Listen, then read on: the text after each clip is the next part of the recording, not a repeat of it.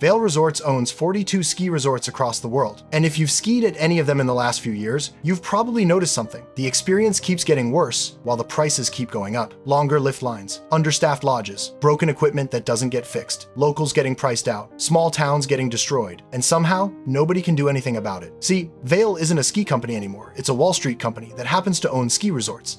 And they've figured out how to extract maximum profit while delivering minimum quality. They've created a monopoly so powerful that even when skiers are pissed off, there's nothing we can do about it. In this video, I'm going to explain exactly how Vail Resorts is systematically destroying skiing, why they keep getting away with it, and why this is only going to get worse. By the end, you're going to understand why the ski industry, as we know it, is fundamentally broken. Let's get into it. Part 1, the monopoly problem. First, let's talk about how we got here. Vail Resorts didn't just buy a few ski resorts, they bought everything, and they did it fast. In the last 15 years, Vail has acquired over 40 resorts worldwide. Park City, Whistler, Blackcomb, Kirkwood, Stowe, Crested Butte, Mount Snow, Hunter Mountain, Stevens Pass, the list goes on and on. If you've skied anywhere in North America recently, there's a good chance Vail owns it. And here's the thing, they're not buying these resorts to make them better. They're buying them to eliminate competition and consolidate power. Once Vail owns the majority of resorts in a region, they can do whatever they want. Raise prices? Sure. Cut staff? Absolutely. Let infrastructure fall apart? Why not? Where else are you going to ski? This is called a monopoly, and it's exactly what we're seeing. In states like Colorado, Vail owns so many resorts that if you want to ski regularly, you basically have to buy an Epic Pass and accept whatever garbage experience they give you. And it's not just Colorado. Vail has strategically bought resorts in key markets across the country. California, Utah, Vermont, New York, Pennsylvania. They've cornered the market so effectively that independent resorts can barely compete. But here's the really insidious part. Vail doesn't compete on quality anymore. They compete on volume. They don't care if the experience at one resort sucks, because they know you're locked into their Epic Pass and you'll just go to a different Vail resort instead. You're not a customer, you're a captive audience. The Epic Pass was marketed as this amazing deal. Pay $800 up front, get access to 42 resorts worldwide, unlimited skiing. On paper, it sounds incredible. But here's what they don't tell you. The Epic Pass is designed to trap you into the Vail ecosystem while maximizing their profit and minimizing their costs. Vail sells millions of Epic Passes every year. The genius of it from their perspective is that they get your money up front before the season even starts. They collect hundreds of millions of dollars in advance, and then it doesn't matter if you actually show up. In fact, they're banking on most people not showing up. The average Epic Pass holder skis maybe 10 to 12 days per season. That's it. Most people are overpaying for a pass they barely use. But Vail already has your money, so they don't care. Part 2, the staffing crisis they created. Now let's talk about staffing, because this is where Vail's greed gets really obvious. If you've been to a Vail resort recently, you've probably noticed that everything is understaffed. Lifts running at half capacity because there aren't enough operators, rental shops with 2-hour waits, restaurants closed because there's no one to work them, ski patrol stretched so thin that injured skiers wait an hour for help. And Vail will tell you,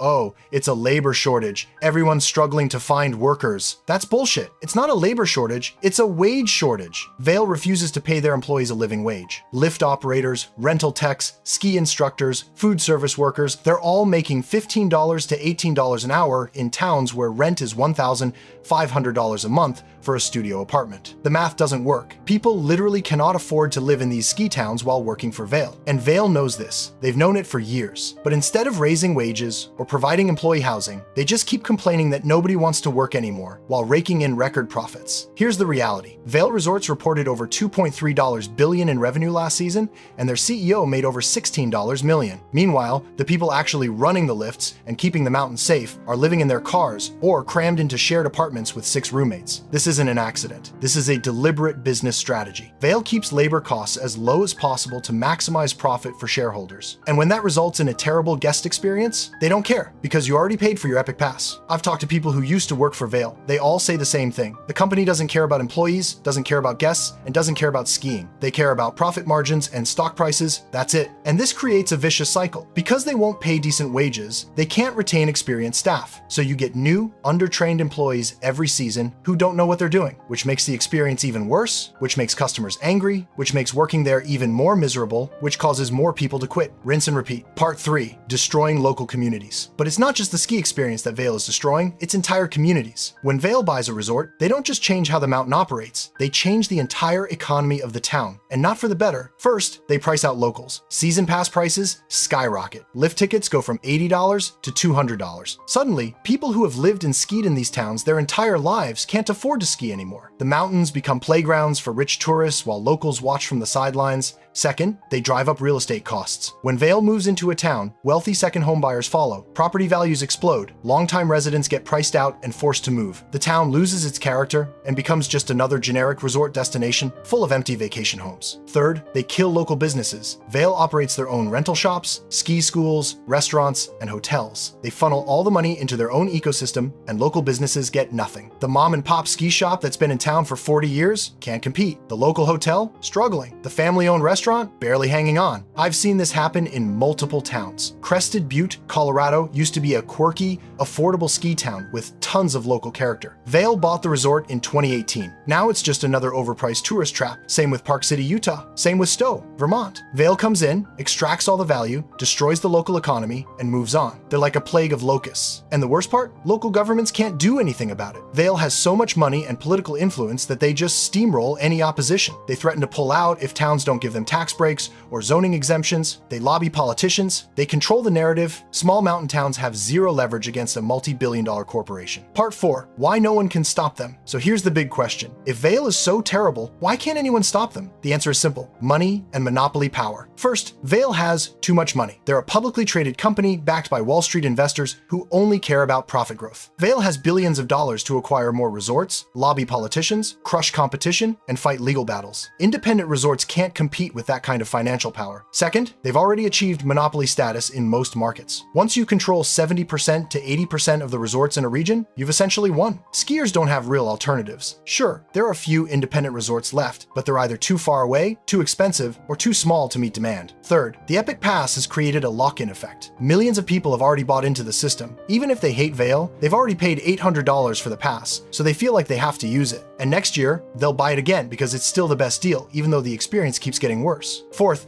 there's no regulatory oversight. The government doesn't care about ski resorts. There are no anti-monopoly laws being enforced, no consumer protection regulations. Vail can do basically whatever they want, and there's no one to stop them. And fifth, and this is the most depressing part, most skiers don't actually care enough to do anything about it. Yeah, people complain online, they post angry reviews, they vent in ski forums, but at the end of the day, they still buy the Epic Pass. They still go to Vail Resorts. They still give Vail their money. Vail knows this. They know that skiers will tolerate almost anything as long as they can still ski. So they keep pushing the boundaries, they keep cutting costs, they keep raising prices, and people keep paying. It's a perfect storm of corporate greed, monopoly power, and consumer complacency. So what's the solution? Honestly, there isn't one. Not a realistic one. Anyway, Vail is too big, too powerful, and too entrenched. The only way this changes is if skiers stop buying Epic Passes and support independent mountains instead. But let's be real, that's not going to happen on a large enough scale to matter. So here's the truth. Vail Resorts is killing skiing. They've turned it into a corporate extraction machine that prioritizes shareholders over skiers. And they're going to keep doing it because no one can stop them. The ski industry as we knew it is dead. Vail killed it, and we let them. If this pissed you off, hit subscribe and drop a comment with your Vail horror story. And if you actually care about skiing, stop giving them your money.